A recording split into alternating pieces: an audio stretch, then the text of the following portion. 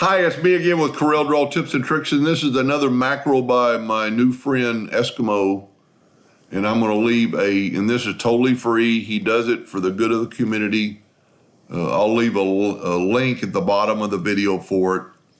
But I just started playing around with it because I had some questions yesterday about my yellow box trick, and he kind of brought this up. So this is where I would use it. If this was your piece of wood, and you wanted to make sure that this, let me lock my piece of wood. I'm going to go to lock my piece of wood. If you wanted to make sure this was on your piece of wood when you did it, you could select that, hold down the shift key and double click your rectangle. It puts a box around it.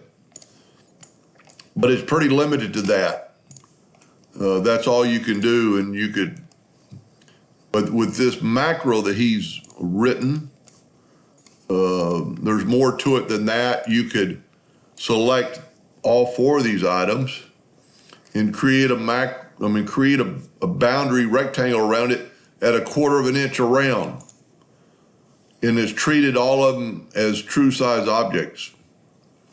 Or, and I've just started playing with this, or let's treat them all as selected as one object.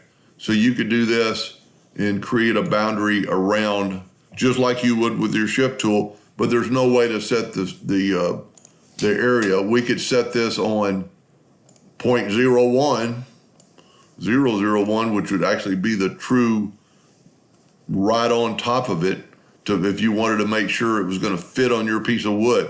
This is a really good test when you're using your red dot pointer, just to make sure you didn't make a math error when you're setting out your plaque, before it starts engraving, especially if you don't engrave from the bottom up. If you start engraving from the top up and you get down here and this test doesn't fit on the wood, but this way with this box, you could test it.